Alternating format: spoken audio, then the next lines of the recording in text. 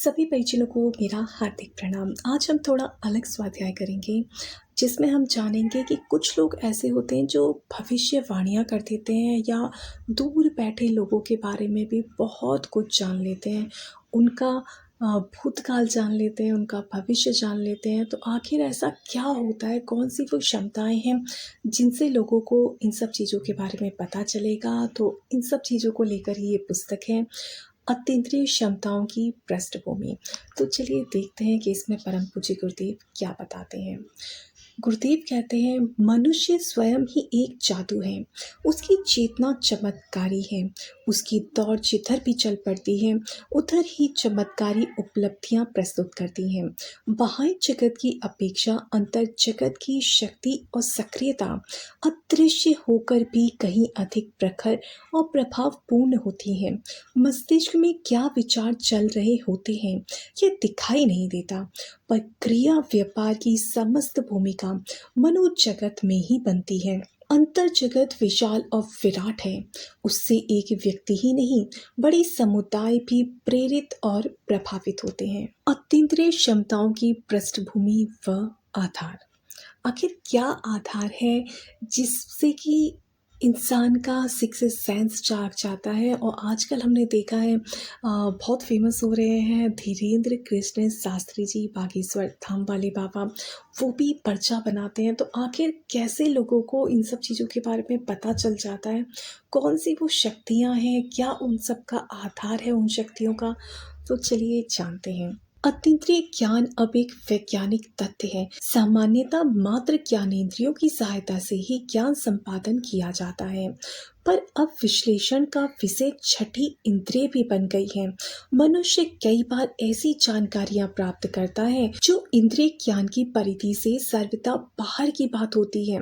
अमेरिकी मनोरोग चिकित्सक ने अपनी पुस्तक बियॉन्ड टेलीपैथी में ऐसी अनेक घटनाओं का उल्लेख किया है, जिनसे सिद्ध होता है कि कितने ही मनुष्यों को समय समय पर दूरस्थ स्थानों पर घटित हुई घटनाओं का ज्ञान बिना किसी साधन संचार के अनायास ही होते देखा गया है। प्रामाणिक इतिहासकार हेरोडोटस ने लीडिया के राजा क्रोसस का विवरण लिखा है। उसमें कहा गया है कि राजा अपने शत्रुओं से आतंकित था। उसने किसी भविष्यवक्ता की सहायता से रास्ता निकालने की बात सोची।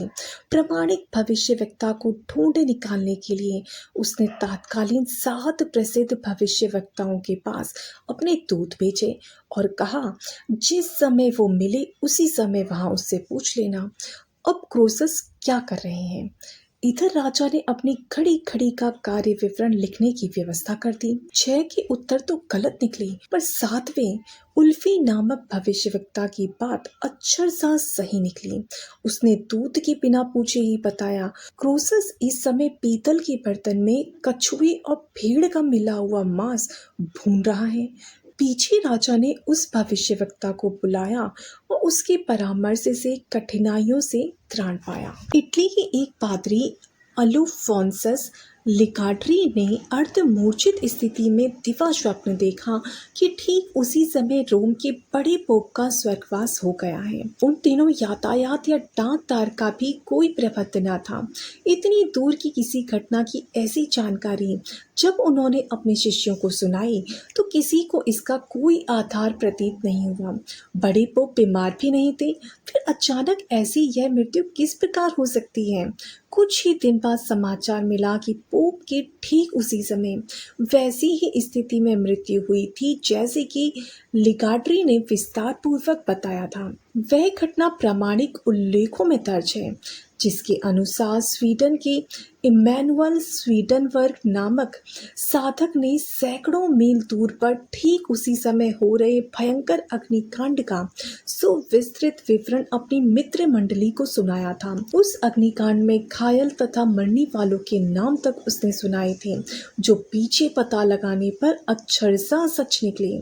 खोए हुए मनुष्यों एवं सामानों के संबंध में अतीन्द्रिय चेतना संपन्न मनुष्य जब सही अता पता देने में सही सिद्ध होते हैं, तो यही मानना पड़ता है कि प्रत्यक्ष साधनों एवं इंद्रिय ज्ञान के सहारे जो कुछ जाना जाता है बात उतनी तक ही सीमित नहीं है। मनुष्य की रहस्यमयी शक्तियों के आधार पर वैसा भी बहुत कुछ जाना जा सकता है जो सामान्यतः असंभव भी कहा जा सकता है। विज्ञानी डॉक्टर मोरे बर्नस्टीन ने लेडी वंडर के बारे में एक दिन अपने एक मित्र से सुना। इसकी पूर्व विमान यात्रा में उनका बिस्तर व सामान खो गया था, जिसमें जरूरी कागजातों वाला बक्सा भी था।